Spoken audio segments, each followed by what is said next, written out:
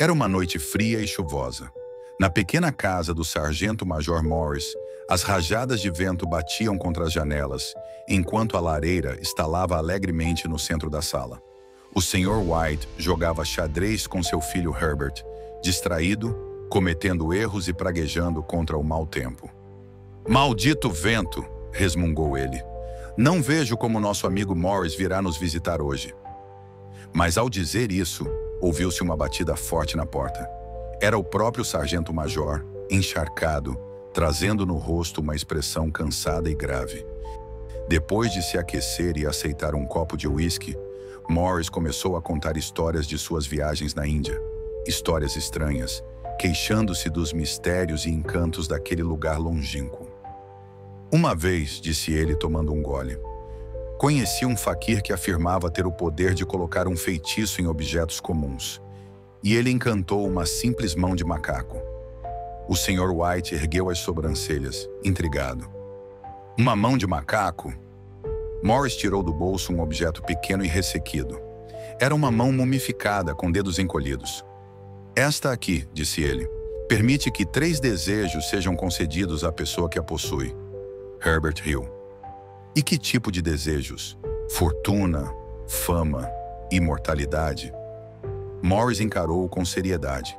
3 desejos, sim, mas com consequências terríveis. O faquir quis mostrar que o destino governa a vida humana e que tentar mudá-lo traz tragédias.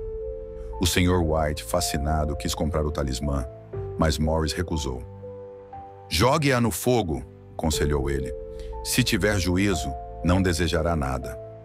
Ainda assim, depois de muita insistência, Morris acabou entregando-lhe a mão, advertindo mais uma vez sobre o perigo. Quando o visitante foi embora, Sr. White, com um sorriso incrédulo, segurou a mão e, brincando, desejou: "Gostaria de receber 200 libras para pagar esta casa." Nada aconteceu de imediato. Um estalo ecoou na lareira. Herbert zombou. "Sinto que o dinheiro está vindo agora mesmo, voando pela chaminé." Riram, esqueceram-se da brincadeira e foram dormir. No dia seguinte, Herbert foi trabalhar na fábrica como de costume. Algumas horas depois, um homem de terno escuro bateu à porta da casa dos White. Seu rosto estava grave, trêmulo. "Venho da fábrica. Sinto muito informar que houve um acidente." A voz embargou. Herbert havia sido prensado por uma máquina. Morrera instantaneamente. Atônitos, o Sr. e a Sra. White mal conseguiam compreender. O representante da fábrica entregou-lhes uma indenização. Exatamente 200 libras. O horror e a dor caíram sobre a casa como uma névoa pesada. Dias se passaram. Em uma noite de desespero, a Sra. White lembrou-se da mão de macaco. "Podemos trazê-lo de volta", exclamou. O Sr. White tentou dissuadi-la, mas diante de seu desespero cedeu. Com mãos trêmulas, segurou a mão e desejou: "Quero que meu filho volte à vida."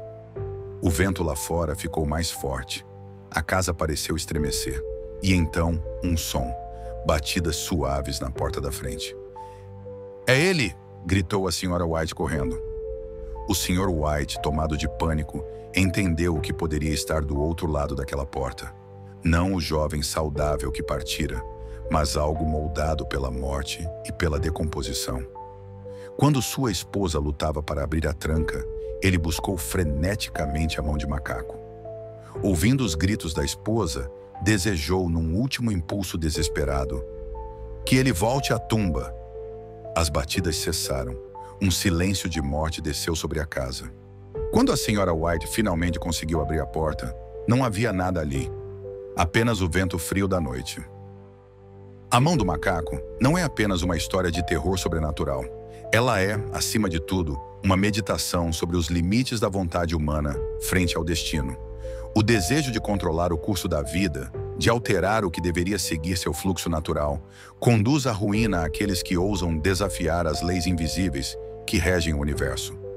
Jacobs constrói o terror não através de monstros grotescos ou cenas sangrentas, mas através da atmosfera, o frio cortante, o vento uivante, a tensão crescente dentro da casa e, acima de tudo, o som das batidas na porta. um som que jamais revelará explicitamente o horror que invoca. Essa escolha narrativa, baseada na sugestão e no medo do invisível, aproxima Jacobs de outros mestres da literatura gótica e psicológica, como Edgar Allan Poe, cujo conto A Queda da Casa de Usher também explora o terror atmosférico, e Henry James em A Volta do Parafuso, onde o horror é mais sentido do que visto. Assim como Poe, em O Coração Delator, constrói o pavor a partir da consciência e da culpa, Jacobs constrói o seu horror a partir da própria imaginação do leitor. Em A Mão do Macaco, o verdadeiro monstro não é o que bate a porta, é o que projetamos em nossa mente. Outro paralelo interessante pode ser feito com O Retrato Oval, também de Poe. Ambos os contos tratam da morte como consequência da violação de um mistério profundo. Em Poe, o mistério da arte e da vida. Em Jacobs, o mistério do destino e da morte. Em termos temáticos, A Mão do Macaco também dialoga com a ideia central de obras como Frankenstein, de Mary Shelley, o desejo humano de brincar de Deus e as consequências inevitáveis dessa ambição. William Waymark Jacobs nasceu em 8 de setembro de 1863, no bairro portuário de Wapping, em Londres, uma área vibrante mas pobre, cercada de estibadores, marinheiros e tavernas sombrias. Seu pai era gerente de cais e, após a morte precoce da mãe, a vida familiar se tornou dura. Criado em meio à vida ribeirinha, Jacobs absorveu desde cedo histórias de viagens, tragédias marítimas e superstições populares. Estudou no Birkbeck College, conciliando os estudos com o trabalho como escriturário no Departamento de Telégrafos do governo britânico. À noite, escrevia pequenas histórias, tentando encontrar seu caminho na literatura. Seus primeiros livros, como Many Cargoes, 1896, e Sea Urchins, 1898, eram marcados pelo humor e pela leveza. Histórias de marinheiros trapalhões, aventuras tragicômicas e sátiras da vida simples renderam-lhe popularidade e sucesso financeiro. Mas foi com a publicação de The Lady of the Barge, 1902, que seu nome foi para sempre associado ao terror, graças ao conto A Mão do Macaco. Apesar do sucesso no gênero, Jacobs sempre se via como um escritor de comédias, e não de horror. Seu talento para criar atmosferas de pavor parecia, a seus próprios olhos, quase um acidente feliz. Em 1900, Jacobs casou-se com Agnes Eleanor Williams, com quem teve 5 filhos. Mudaram-se para Loughton, em Essex, onde viveram em uma casa confortável cercada de verde. Ali, Jacobs encontrou a paz para criar suas histórias, dividindo-se entre os contos de humor e, ocasionalmente, explorando temas mais sombrios.